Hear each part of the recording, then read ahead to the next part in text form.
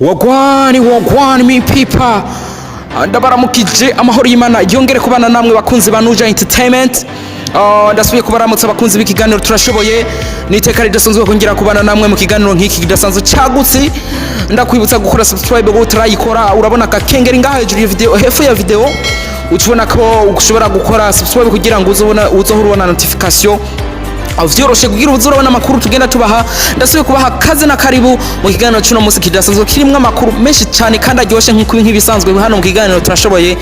Dufise amakuru aryoshe, ufise icyo ushaka kwamamaza twandikira muri commentaire tuzuca tubibona maze ngo dukorane canke dufashanye. Nuko ni ikiganiro kidasanzwe cyagutse nk'ibisanzwe kiremeshwa na Jamora Fred MC, Voice of the Money, Mike Masterpiece, Keeper Motivated Champion, Ntore yatojwe aho back again kuri micro za Nuja Entertainment. Mu kiganiro turashoboye dufise menshi cyane, ariko ndagusaba kugumana naranje kugira ngo video ihere. Ndagusaba no kutwumviriza kudufutirira mu mpande zose kugira ngo bimere neza cyane. So dufise abakora reka ravuga kuri Queen of Stage Natasha Nambara Boss Travis, ariko ravuga kwa Sabi hari ibikorwa reka genda yagura asifu comfortablement. Alors dufise menshi sana aryoshe kandi anoboye. So nk'ibisanzwe turahera kwa Sabi inyuma yo kuvuga amajambo menshi ku ndirimbo Kirisese donc Sabi dutanguriye kuri Buja Piano, novuga akitangura kuyikreya niwe yazanye ni mukreatiri wa Buja Piano, agitangura za novuga za Je vais bien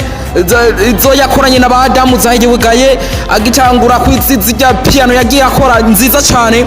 Abo mukreatiri ya Buja Piano n'abagiye bakora ama piano barabira kuri Sabi, ico ntaworeka kukivuga. Yagiye kuri amapiano aryoshe abantu barayakunda, aca bariyo ritme agirako novuga Sabi acagira izina novuga kuri yo creation yiwe ya Buja Piano. Tutitaye ku ndirimbo yagiye asohora nyene zo zimiyindi midiho, ariko Buja Piano yaratumye Sabi agira irindi zina muri East Africa. Uwo ico ntaworeka kukivuga. Sabi yakoze byinshi bidasanzwe, ariko aho tumaze novuga amaze gukreya Buja Piano cyabaye ikindi gikorwa kidasanzwe kuri Sabi. Yagiye akora byinshi, Je vais bien zaraje zikora amateka. Novuga yewe gaye yakoranye na Adam yaraje kora amateka. N'izindi piano yagiye akora. Sabi yakoze amapiano bivanye nuko yari novuga ari umudiho wari ku mwanya, no umudiho wari ku mwanya ucuba no kuri novuga ucuba ku mwanya kuri Sabi. Sabi inyuma ya Kirisese yagiye ivugisha abantu benshi, inyuma ya Kirisese yatanze akazi muri East Africa, inyuma ya Kirisese yatanze akazi ku bihugu bibanyi neza na neza. Kirisese yabaye Kirisese ku rubuga rwa YouTube inyuma y'indwi zibiri imaze kubaho yahabwa umuriyoni umwe n'ibihumbi amajana 7 neza na neza ku rubuga rwa YouTube.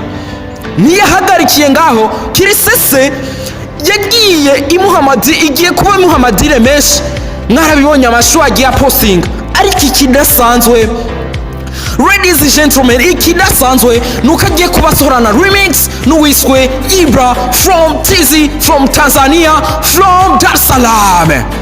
Iyo niyo nkuru iri kiravugwa muri Buja Music, iyo niyo iri kiravugwa muri industry y'u Burundi, iyo niyo nkuru nziza iri kiravugwa muri industry musical ngaha mu gihugu cy'u Burundi.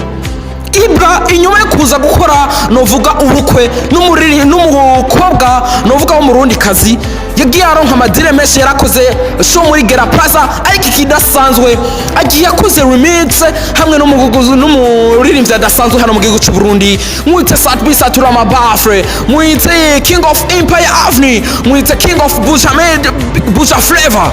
Ico ntawo giharira. Sabi noneho agarukanye yindi sura idasanzwe mu muziki w'u Burundi, agarukanye yindi sura idasanzwe mu muziki w'u Burundi, ndetse yubakana titre idakomeye mu muziki wo muri Tanzania.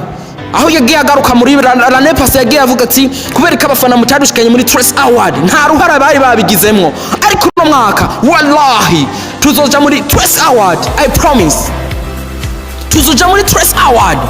Sabi nakatari karakora kugira ngo yagura umuziki w'u Burundi atitaye neza na neza ku mahera yo basohoka. Sabi ariko akora inguvu zidasanzwe. Mbega generation iri kiraza muri ko murabona ibikorwa ari karakora.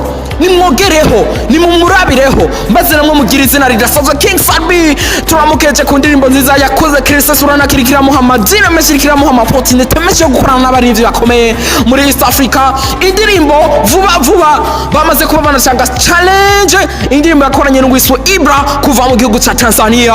Urana kari indirimbo y'umunsi ndiri misosi cyoshe irenze guys, ofise na yandi n'abandi kuva hari neza na neza kwa Natasha na Nambala bose aka Queen of Teach inyuma ya Kangweso mbasa tagiye gukora biki, yamaze kubasohora neza na neza ibimenyetso vyerekana ko agiye kubasohora indirimbo ariko ntiramenyekana izina, ariko ndakwibutse kare Queen of Teach ahora kutegura neza na neza igitaramo ciwe kiba ku mwaka ahora yitana Boss Concert. Nyuma yo kubikora bigahuza abaririmbyi benshi, agaba opportunity abaririmbyi abana b'igihugu baja guperforminga muri show ateguye.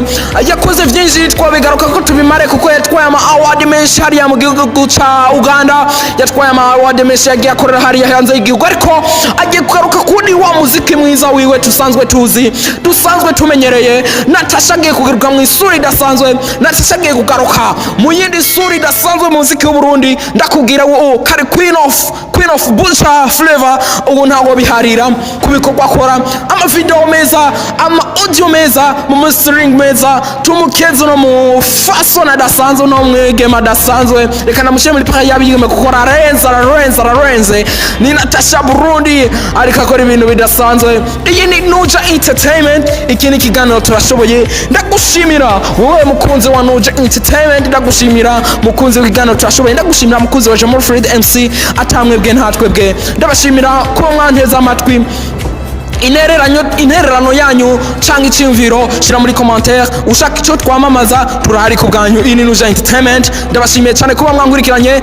Nijya Jamal Fred MC, voice of the money make masterpiece keeper, motivation champion, ntore yatojwe kuri micro za Nuja Entertainment. Ndabashimiye cyane, hasta la vista.